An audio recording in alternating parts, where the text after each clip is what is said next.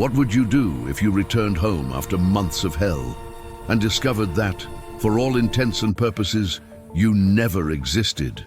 That your name has been erased from the records, your family has already mourned your death, and the government you swore to serve denies that you ever wore that uniform? Sounds like a movie script, doesn't it? But what you're about to hear is real, terrifyingly real. It was a cold November morning in 2004 when Sergeant Michael Torres dragged his battered body to the gates of the military command at Fort Bragg, North Carolina. He wore remnants of a uniform soiled with blood and mud, his face marked by deep scars that looked as if they had been made by fire and shrapnel. His eyes, well, those who saw them that day say they were the eyes of someone who had seen hell up close, and perhaps even lived there for a while.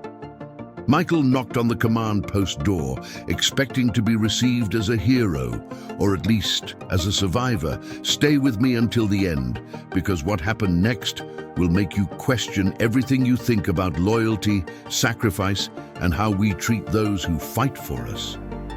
When the officer on duty opened the folder with the military records and typed his name into the system, the silence in the room grew heavy, awkward.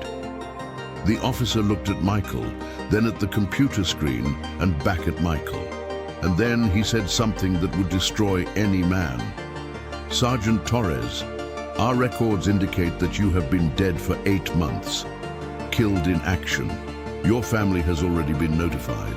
Have you ever stopped to think about what it means to be declared dead when you're alive? I'm not talking about a simple bureaucratic error. I'm talking about having your existence completely erased." Michael wasn't just facing an administrative mistake. He was facing something much darker, because when he asked to see the records of the mission that almost killed him, the answer was even worse. That mission never happened. Officially, he was never in that place. He never led that platoon. He never saw his comrades die beside him in an ambush that, according to the Pentagon, never occurred. The scars on his body told one story. The nightmares that kept him awake told another. But to the high command, Michael Torres was a ghost, an inconvenient undead being who had the audacity to appear alive, bringing with him questions no one wanted to answer. And here's the part that will send chills down your spine. Michael wasn't alone. What you're about to discover may surprise you, because there are dozens, maybe hundreds of similar cases. Soldiers who returned from secret missions, unauthorized operations, conflicts that should never have happened. And when they return, broken inside and out, they discover that to the government they simply never existed. But Michael Torres' story isn't just about betrayal and abandonment. It's about something much deeper. It's about a man who was shattered by war, rejected by his own country, and who had to make an impossible choice, give up his own identity or fight for a life that no longer existed. Have you ever been through that? Feeling like nobody believes your truth, that your pain is invisible to the world? So get ready, because what comes next is the most unlikely transformative journey you'll ever experience.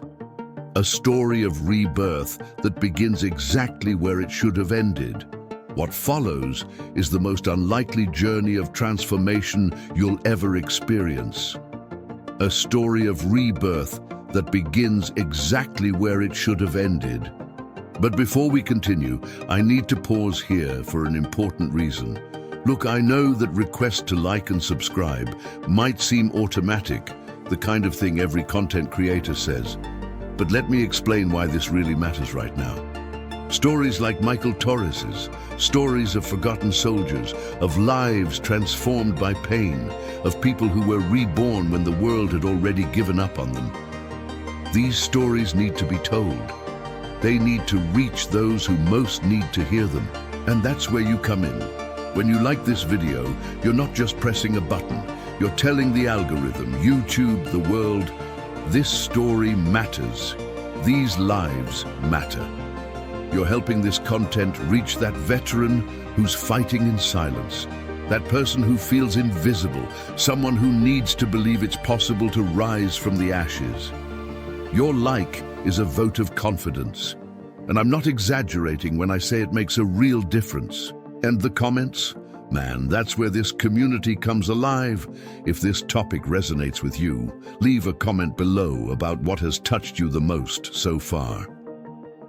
Do you know any veterans who have gone through something similar? Did someone in your family serve and come back changed? Or maybe you yourself have felt erased, invisible, as if your pain didn't matter to anyone.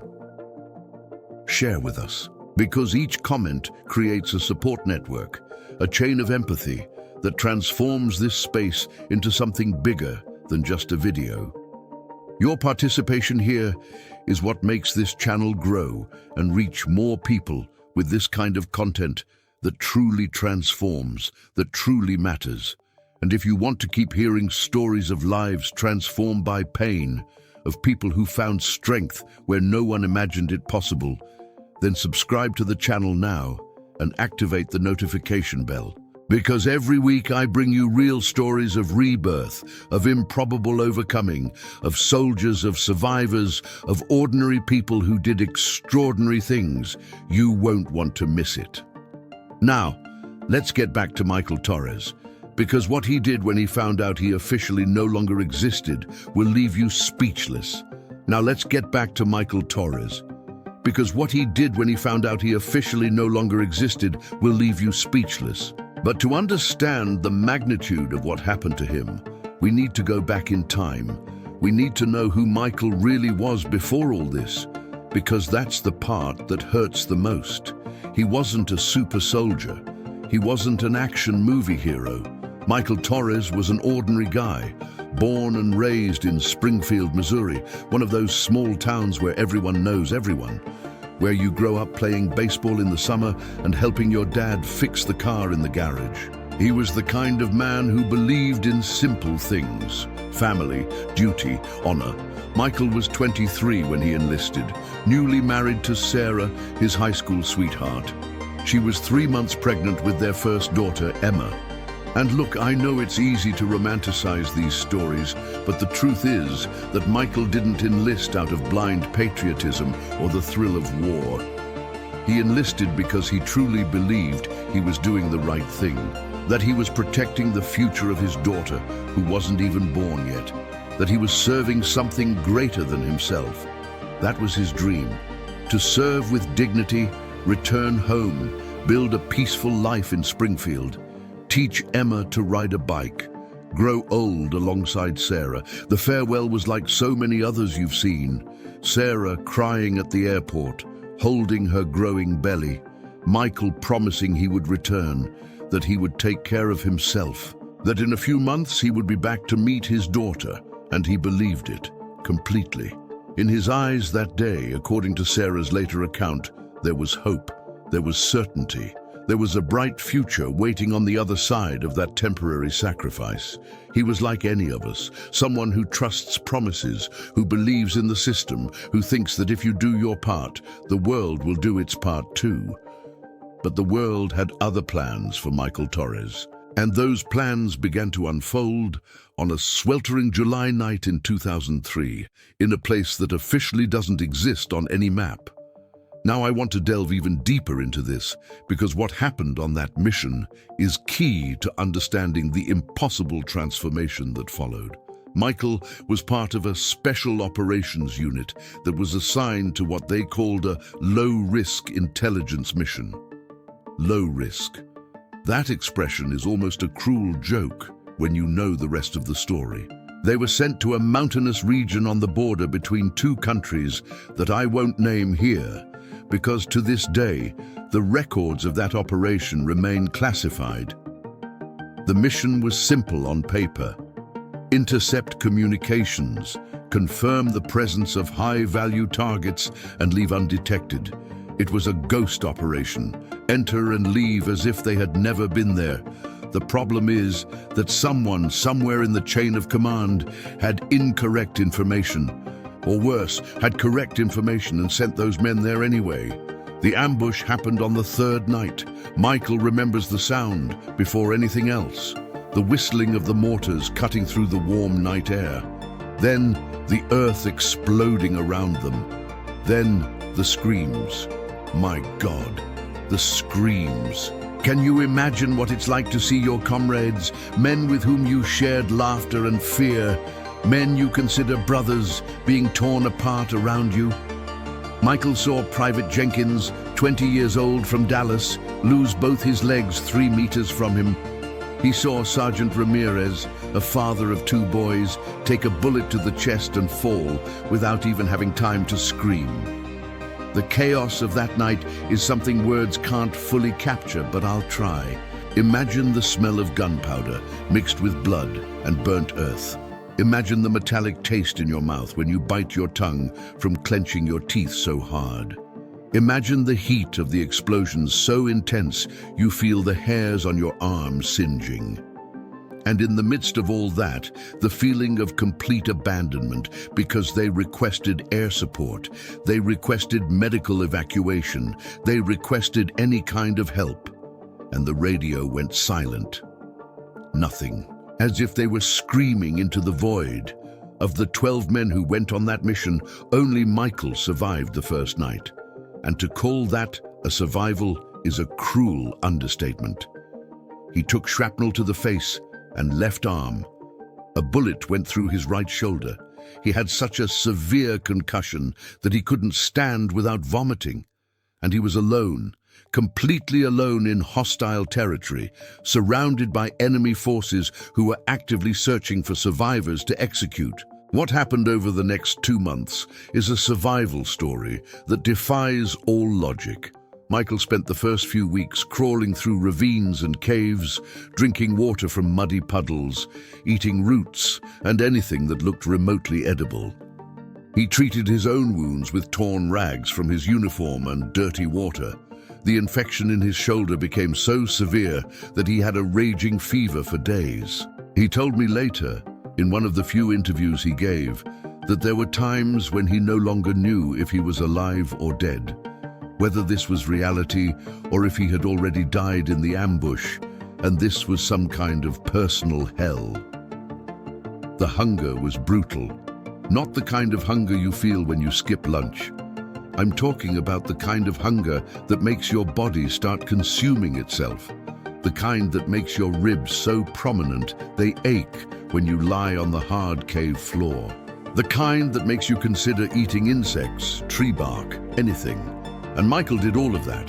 He lost over 20 kilos. His hair started falling out in clumps. His teeth loosened from lack of proper nutrients. But the worst part wasn't the physical. The worst part was the psychological. It was waking up every day, not knowing if it would be your last. It was hearing enemy patrols passing so close you could hear their conversations. It was having to remain completely still for hours, breathing slowly, praying not to be discovered. It was absolute solitude, the silence that screams inside your head. Michael began having conversations with his dead comrades. He saw Jenkins' face in the shadows of the caves. He heard Ramirez's voice in the wind. He was losing his sanity, piece by piece, day after day. And here's a brutal truth about transformation. Sometimes, before you can rebuild yourself, you need to be completely destroyed. Michael Torres was being dismantled. Every certainty he had about himself, about the world, about justice and honor, was being pulverized. The patriotic soldier who blindly believed in the mission was dying in those mountains. And in his place, something new and much darker was being born. A man who understood that promises are fragile, that loyalty isn't always reciprocated, that you can do everything right and still be abandoned. After weeks of wandering, Michael finally reached an area controlled by Allied forces from a neighboring country. He surrendered to a patrol, more dead than alive, his beard hiding his emaciated face and his sunken eyes having seen too much. It took another 2 weeks of basic medical care before he could be transported. And all the while, one question hammered in his head. Why hadn't anyone come to get him? Why was the radio silent? What had gone wrong? He was going to find out, but the truth would be far worse than any scenario he had imagined. When Michael finally set foot on American soil again in October 2004, he was different. Of course, physically it was obvious. The scars, the skeletal body, the way he walked with a limp because of poorly healed wounds. But it was more than that. It was something in his eyes, a hardness, a distrust. The first thing he wanted to do was see Sarah and Emma, who was now over a year old and whom he had never met. He imagined that reunion 1,000 times. Sarah running into his arms, him holding his daughter for the first time, tears of joy and relief. But when he knocked on the door of the command post at Fort Bragg, asking to be released to go home, that's when the truth hit him like a punch to the gut.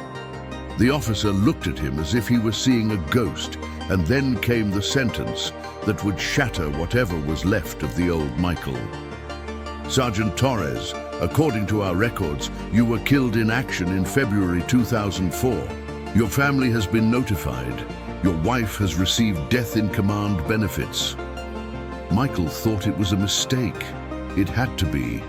He was there, standing, alive. He demanded to see the records, and that's when everything fell apart.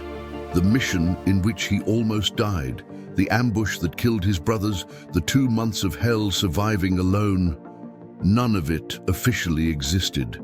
There were no deployment records for that region. There was no authorization for operations in that territory. The mission officially never happened. And if the mission never happened, then the deaths never happened. And if the deaths never happened, then Michael couldn't have survived something that didn't exist. The perverse logic of the system was clear. It was easier to declare 12 men dead in a generic training accident than to admit that an unauthorized operation had gone wrong. It was easier to erase Michael Torres from the records than to answer the hard questions. Why were those men there? Who authorized it? Who is responsible for the deaths? He went to Springfield anyway. He needed to see Sarah. He needed to meet Emma. But when he arrived at the house where they used to live, there was another family there. Neighbors said that Sarah had moved away months ago, returned to her parents' house in another state. She had mourned her husband. She had held the funeral. She had moved on because that's what everyone expected her to do.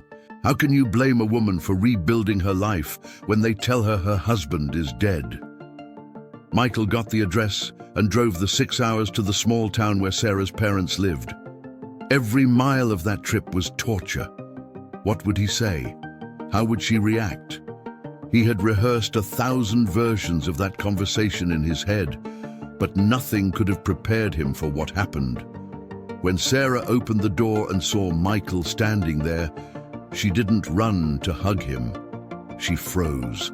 Her face went through a sequence of emotions so quickly that Michael could barely process them. Shock, confusion, fear, anger. "You can't be here," were her first words. Not "I love you" or "Thank God you're alive." It was "You can't be here." Because Sarah had cried. She had suffered, she had gone through all the stages of grief, and now there was the ghost of the husband she had emotionally buried months ago. How do you process that?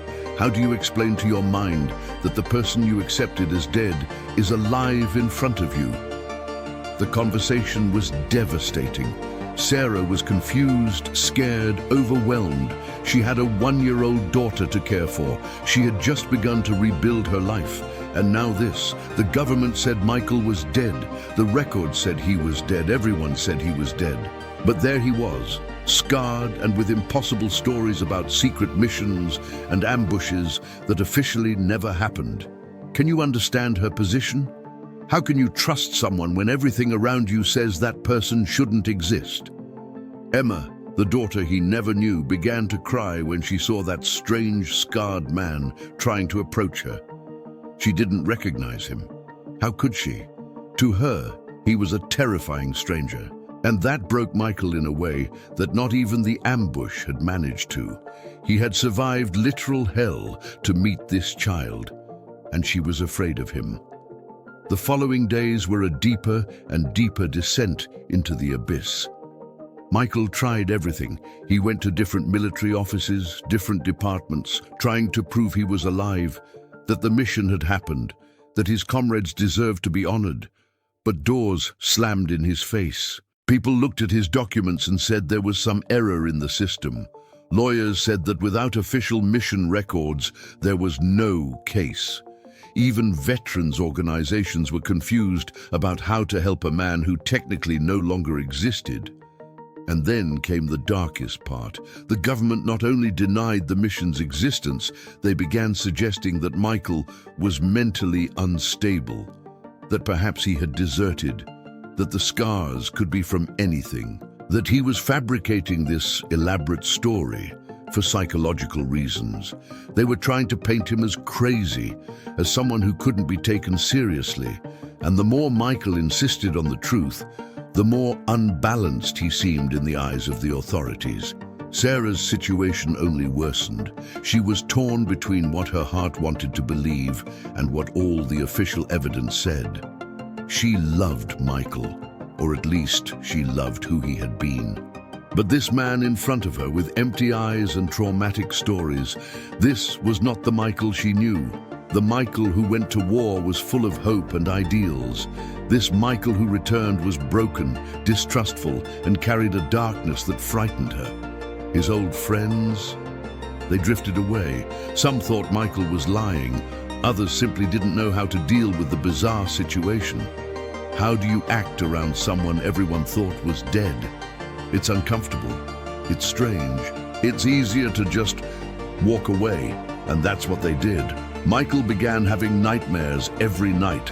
Severe PTSD caused him to wake up screaming, sweating, and rummaging through every corner of his room looking for enemies. He couldn't sleep without the lights on. He couldn't be in crowded places without feeling panicked. Loud noises made him throw himself to the ground seeking cover. He was reliving the ambush every night. He saw Jenkins and Ramirez's faces. He heard the screams. He smelled the blood and gunpowder. But here's the cruelest part. When you have PTSD from a war that officially never happened, how do you seek treatment? Michael tried going to the VA, the Veterans Health System. But without mission records, without proof that he had been in combat, how could he get the specialized treatment he needed? They offered generic therapy. They offered anxiety medication. But no one was addressing the real deep trauma of being left to die and then having his existence denied. Depression came like a dark wave. Michael began to question everything. He questioned whether it was worth continuing to fight. He questioned whether anyone would care if he simply disappeared altogether. He questioned whether perhaps everyone was right and he really was dead, and this was some kind of purgatory. There were days when he would lie in the cheap motel room where he was staying, unable to get up, unable to see any reason to go on. He was more lost at home than he had been in the hostile mountains, because there, at least the enemy was clear. There, at least he knew what he was fighting to survive. But here, the enemy was invisible. It was bureaucracy. It was systemic denial. It was looks of pity and distrust. It was being a ghost living among people who didn't believe you were real. And then, on a particularly dark night in December 2004, something happened that would change everything. Michael was in a seedy bar on the outskirts of Springfield, drowning his sorrows as he had done every night for the past few weeks, when an older man sat down next to him at the counter. The man was about 60, with grey hair and a way of carrying himself that Michael immediately recognized. It was the posture of someone who had seen combat, of someone who carried his own invisible scars. They didn't speak for a while. They just drank in silence. But then the man looked at Michael and said something simple. "You have that look." Michael turned and asked what look. The look of someone who came back, but left a part of themselves behind. And worse, the look of someone no one believes in. That opened the floodgates. Michael, for the first time since returning, told the whole story to someone. And this man, who said his name was Frank, simply listened. He didn't question. He didn't doubt. He didn't try to rationalize. He just listened. And when Michael finished, exhausted from talking, from crying, from letting it all out, Frank said something that would plant the seed of transformation. "Son, you're fighting the wrong battle. You're trying to prove to them that you exist. But what if you accepted that for them you no longer exist and used that as freedom?" Michael didn't understand at the time. Freedom? How could being erased from the system be freedom? But Frank continued, "I went through something similar. Not as extreme as yours, but similar enough. An operation that never happened. Comrades who the government says never died that way. And I spent years trying to get them to admit the truth. You know what I got? Nothing but more pain. Then one day I realized, if I don't officially exist, if my history has been erased, then I owe nothing to the system that erased me. I can completely reinvent myself." Frank explained that he had created an informal network of veterans who had been forgotten by the system. Men and women who had returned from missions that officially never happened, who were wounded in wars that the government denies, who fell through the cracks of the system. And together, they found a way to support each other, to heal, to find purpose outside the official structures that abandoned them. That conversation lasted until the bar closed. And when Michael returned to his motel room that night, something had changed. It wasn't a complete transformation. It wasn't a magical revelation that fixed everything. But it was the beginning of something. It was the first spark of hope in months. It was the radical idea that maybe, just maybe, being declared dead by the government that betrayed him could be an opportunity and not just a curse. The following months were a slow and painful rebuilding process. Frank introduced Michael to the group of forgotten veterans, and for the first time since his return, Michael was surrounded by people who didn't need him to prove anything, who believed in him because they had their own stories of abandonment and denial, who understood the nightmares because they had their own, who knew exactly what it felt like to be a ghost in your own country. Michael began therapy with a specialist in complex trauma that Frank recommended. It wasn't through the VA. It wasn't covered by any official benefit, but it was real. It was effective. Session after session, Michael began to process not only the trauma of the ambush and survival, but the trauma of denial, abandonment, and the feeling of being invisible. And slowly, very slowly, he began to understand something fundamental. He didn't need government validation to know that his pain was real, that his scars meant something, that his fallen comrades deserved to be honored with or without official recognition. He began to use the pain as fuel. Every time someone doubted his story, instead of despairing, he channeled it into the emerging purpose, helping other veterans who were falling through the same cracks. Michael began working with Frank's group, reaching out to soldiers who returned broken and discovered that the system had no place for them. He understood their pain in a way that few could. And he could say with authority, "I know what it's like, and you'll survive this too." The physical scars on his face, which had once been mere reminders of pain, began to transform into symbols of something different: strength, resilience, visual proof that he had been through hell and back. He no longer hid them. He used them as part of his story, as part of his message. You can be broken and still rebuild yourself. The relationship with Sarah was complicated. She never fully returned to the marriage. It was too much of an emotional toll. But with time and a lot of couples therapy, they came to an agreement. She accepted that he was alive. She believed his story, and most importantly, she allowed him to meet Emma. The meetings were supervised at first, while Emma got used to this strange man who claimed to be her father. But little by little, very little by little, they built a relationship. It wasn't the fairy tale Michael had imagined, but it was real, it was honest, and it was theirs. Michael never returned to being the man he was before the war. That Michael had truly died in those mountains, but the Michael who emerged from the ashes was something different, stronger in some ways, more broken in others, more real. He had accepted that some things would never be fixed, that some wounds would never fully heal, and that was okay. because he had found something worth more than the validation of the government that abandoned him. He had found purpose.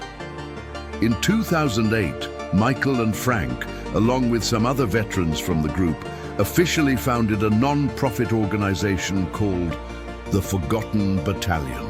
The goal was simple but powerful: to offer support, resources, and community to veterans who had fallen through the cracks of the system. Veterans of covert operations gone wrong, veterans with unrecognized trauma, veterans whom the government found easier to forget than to help. The organization started small: meetings in church basements, a basic website, flyers distributed in bars near military bases. But the word spread because, unfortunately, there were far more men and women like Michael than anyone would like to admit. Veterans who returned and discovered that their stories were inconvenient, that their traumas were too complicated, that it was easier for the system to deny than to acknowledge.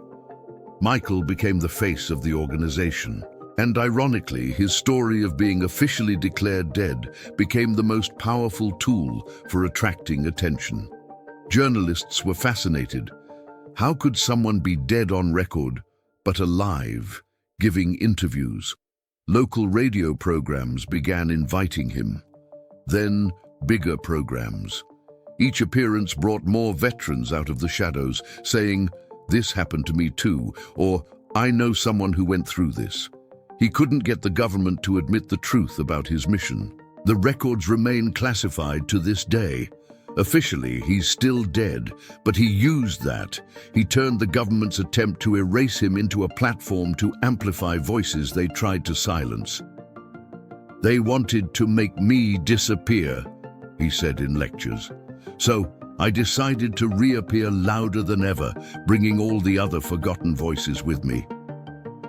Today, more than 15 years after that night at the bar with Frank, the Forgotten Battalion helps hundreds of veterans every year.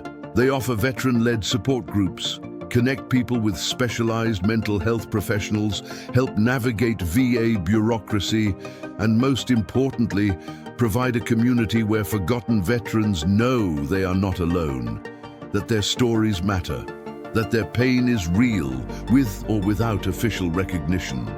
Michael Torres, the man who was declared dead, who survived the impossible and was then abandoned by his own country, found a way to transform tragedy into a legacy. He didn't just save his own life in those mountains. He is saving lives now, every day, by showing other veterans that it's possible to rise from the ashes. That being forgotten by the system doesn't mean you have to forget yourself.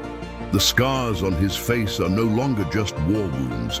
They are reminders that you can be completely destroyed and still choose to rebuild yourself. That sometimes official death is the beginning of a much more authentic and impactful life. That when all doors close, you can still open windows. And sometimes those windows lead to places far more meaningful than doors ever could.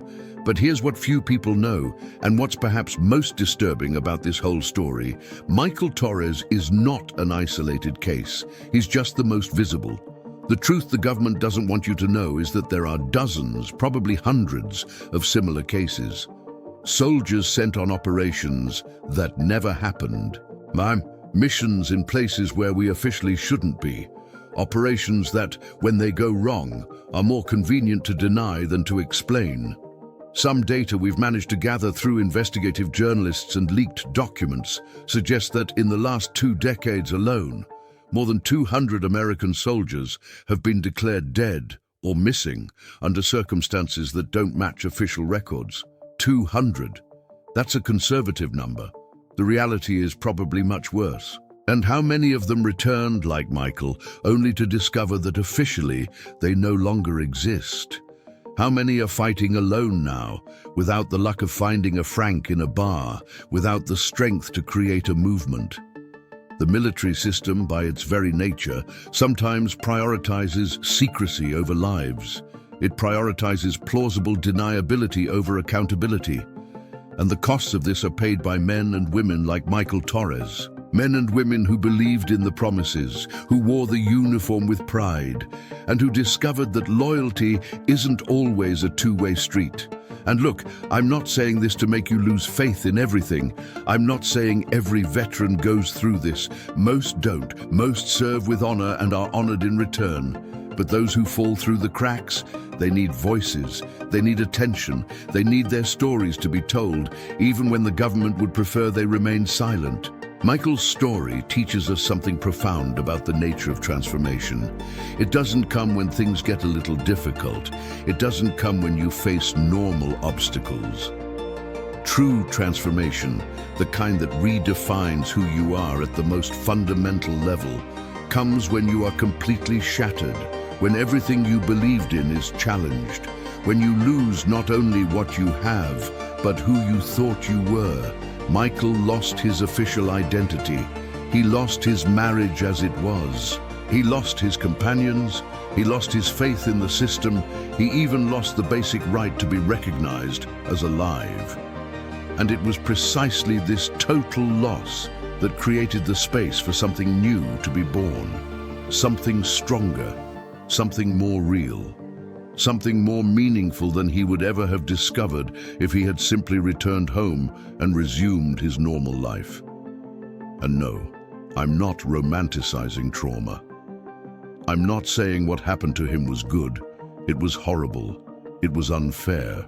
It was wrong on every level. But the way he chose to respond to it, the decision to use the pain as fuel instead of letting it consume him, that's where the real transformation happens, not in the trauma itself, but in the decision of how to carry it. You might be listening to this and thinking about your own battles. Maybe you haven't been officially declared dead, but maybe you felt invisible in other ways. Maybe your wounds aren't from war, but they are equally real. Perhaps you have been abandoned by systems that promise to support you, and if so, Michael's story has something to tell you. You don't need the validation of those who abandoned you to rebuild your life. You don't need them to acknowledge your pain for it to be real, and you can use exactly what they tried to use to destroy you as the foundation of your reconstruction. Comment below. Rebirth is possible. If this story touched you in any way. Look, if you've made it this far with me, I know this story has touched you in some way, and I wanted to tell you that it matters. The fact that you've dedicated this time to listening to Michael's journey, to understanding his pain and transformation, says something about who you are. You care about real stories, about real lives, about transformations that go beyond the superficial, and that's exactly why I created this channel. It's not about numbers, it's not about algorithms. It's about creating a space where stories like Michael's can be heard, where people who feel invisible can be seen, where pain is acknowledged and transformation is celebrated. So if you want to continue being a part of this, subscribe to the channel. Because every week I bring stories that matter, lives that have been transformed by pain, people who were reborn when no one thought it was possible. And leave a comment saying, I made it to the end. I read them all. Seriously. And I want to know if this story resonated with you, if there's anything in Michael's journey that connected with your own life. Because these comments create a community. They show that none of us are alone in these battles. The like button also helps a lot. It's not just a little button, it's you telling YouTube, this has value. More people need to see this. And the more people see it, the more stories like Michael's reach those who really need to hear them. Even that veteran who's fighting in silence, even that person who feels erased by the system, even someone who needs to believe that rebirth is possible. And look, there's a video over here that I think you'll like. It's about another impossible transformation, another life that was shattered and rebuilt in a way that will inspire you. Click and continue with me there. Let's embark on this journey together to discover that pain can be the beginning of something extraordinary. Until the next video.